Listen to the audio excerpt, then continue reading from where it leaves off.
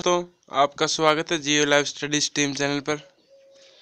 तो आज हम करेंगे साइंस के क्वेश्चन करेंगे, ठीक है। ऑनलाइन क्वेश्चन करेंगे जो पेपर में बहुत ही बार बार रिपीट होंगे, ये भी मुझे पता है। देखिए 10, 11, 17, 18 का पेपर है, इसलिए कुछ ज़्यादा ही पर्सन लिए हैं। तब तक ख़त्म कर देंगे एक चैप्टर को, हम फिजिक्स को, केमिस्ट्री को, और इनको कर देंगे क्लियर, ठीक है। उससे पहले आप हमारे चैनल को लाइक, सब्सक्राइब, शेयर जरूर कीजिएगा। देखिए सबसे पहला क्वेश्चन है, किस रंग का अपवर्तनांक सर्वाधिक होता है? तो किस रंग का होता है? तो ये होता है बैंगनी रंग का।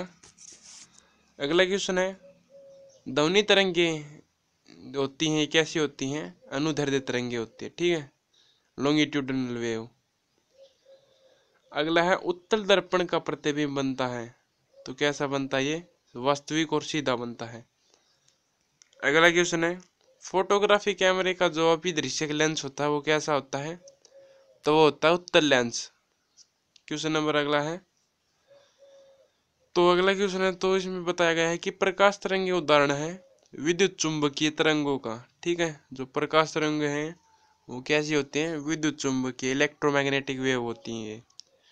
फ्यूज के पदार्थ का तापमान होना चाहिए निम्न गलनांक, यानी बहुत कम ताप पर वो गल जाना चाहिए, ठीक है। और आई रेजिस्टेंस होना चाहिए, मतलब आई प्रतिरोध। सिरका में कौन सा अम्ल पाया जाता है? तो पाया जाता है एसिटिक एसिड। शुद्ध जल अम्लीय होता है या क्षारीय होता है? तो इसमें बताया गया है कि उदासीन होता है, ठीक है। इसका जो पीएच वैल्यू है वो 7 होती है। अगर हमारे ब्लड की पूछ लें तो 7.4 होती है। दूरी मापने की सबसे बड़ी इकाई क्या है? तो यह पारसेक, ठीक है। अगला क्वेश्चन है, क्वांटम सिद्धांत के प्रतिपादक कौन थे? तो ये थे मैक्स प्लैंक। अगला क्वेश्चन है, वायुमंडल की आर्द्रता मापने का यंत्र है हाइग्रोमीटर। अगला क्वेश्चन है, घड़ी में चाबी देना उदाहरण है? तो ये स्थितिज ऊर्जा का उदाहरण है। समुद्र में तैरना नदी की अपेक्षा आसान है क्योंकि समुद्र के पानी का घनत्व नदी के पानी की घनत्व से अधिक है, याद रखिएगा ये। अगला क्वेश्चन है, परमाणु बम आधारित है तो ये किस पे आधारित है? नाभिकीय विखंडन पर आधारित है। अगर पूछ लिया जाए सूर्य ऊर्जा किस पर आधारित है? तो आएगा नाभिकीय संलयन पर। परमाणु रिएक्टर नियंत्रित नाभिकीय विखंडन पर आधारित है, ठीक है। प्रतिध्वनि का कारण क्या है? ध्वनि का परावर्तन है, रिफ्लेक्शन। अगला है, केल्विन मान में मानव शरीर का सामान्य ताप क्या है? तो ये है 310 केल्विन। अगला क्वेश्चन है, मैनोमीटर के द्वारा किसकी माप की जाती है? तो गैसों के दाब की जाती है। अगला क्वेश्चन है, जेट इंजन किस सिद्धांत पर कार्य करता है? तो ये करता है रैखिक संवेग संरक्षण पर। अगला क्वेश्चन है, एक फैथम बराबर है 6 फीट की, और फैथम किस चीज की है? समुद्र की गहराई नापने के लिए फैथोमीटर का यूज किया जाता है, ठीक है, फैथोमीटर का। अगला क्वेश्चन है, कौन सा कण सबसे अधिक अस्थायी है? तो ये है न्यूट्रॉन। अगर आता है पृथ्वी का पलायन वेग क्या है? तो ये है 11.2 किलोमीटर पर सेकंड। अब समझिए पलायन वेग क्या है, कि हम अगर किसी चीज को, एक मान लीजिए कुछ भी वस्तु है, पृथ्वी से सरफेस से 11.2 किलोमीटर पर सेकंड की स्पीड से फेंकेंगे तो वो पृथ्वी के वायुमंडल को छोड़ के अंतरिक्ष में चला जाएगा। इसे कहते हैं पलायन वेग, एस्केप वेलोसिटी। पृथ्वी पर वायुमंडलीय दाब का कारण क्या है? तो यह है गुरुत्वाकर्षण बल, ग्रेविटेशनल फोर्स। ग्रहों की गति का नियम किसने दिया था? तो ये दिया था केपलर ने। ऊंचाई बढ़ने से वायुमंडलीय दाब घटता है। यदि झूले पर एक व्यक्ति के स्थान पर एक साथ में उसके एक और आगे बैठ जाता और काल पर क्या होगा प्रभाव? तो आवर्तकाल पर कोई प्रभाव नहीं हुआ, लेकिन अगर वो जो बैठा है उस पे झूले पे, वो अगर खड़ा हो जाए तो आवर्तकाल घट जाएगा। एंगस्ट्रम क्या मापता है?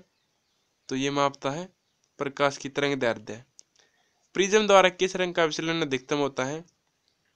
तो इसका होता है बैंगनी रंग का। और सबसे कम विचलन किसका होता है? तो होता है लाल रंग का। भूस्थायी उपग्रह पृथ्वी के चारों ओर चक्कर लगाते हैं 24 घंटे में। और इनकी ऊंचाई कितनी होती है? 36,000 किलोमीटर। उच्च तापक्रम को मापने के लिए किसका प्रयोग किया जाता है? पायरोमीटर का। अगला क्वेश्चन है, क्षेत्र, चुंबकीय क्षेत्र मापा जाता है फ्लैक्सोमीटर से। ठीक है, फ्लैक्सोमीटर से मापा जाता है चुंबकीय क्षेत्र। नाभिक रिएक्टरों में ऊर्जा उत्पन्न होती है नियंत्रित नाभिक के विखंडन द्वारा। अब कोबाल्ट 60 उत्सर्जित करता है गामा किरणें। पॉजिट्रॉन की खोज किसने की थी? एंडरसन ने की थी। ठीक है, इलेक्ट्रॉन की थॉमसन ने की थी, और प्रोटॉन की रदरफोर्ड ने की थी। ठीक है, याद रखिएगा। और न्यूट्रॉन की चैडविक ने की थी। अब ठोस कपूर से कपूर वाष्प की प्रक्रिया को क्या कहते हैं? ऊर्ध्वपातन, सब्लिमेशन कहते हैं इसको। ठीक है,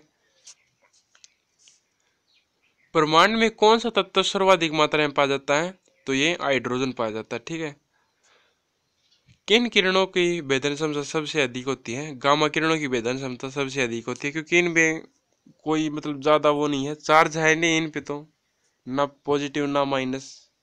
ठीक है, कोई चार्ज ही नहीं है, ना तो ये वो होती विचलित होती किसी भी जगह पे, इसलिए इनकी भेदन क्षमता सबसे अधिक है। अगला, दाब बढ़ाने पर जल का क्वथनांक बढ़ता है। अगला क्वेश्चन है, इलेक्ट्रॉन वोल्ट किसकी इकाई है? तो ये है ऊर्जा की। ऊष्मा का सर्वोत्तम चालक कौन सा है? तो यह चांदी। पारा गलत है ये। तत्वों का सबसे पहले वर्गीकरण किसने किया था?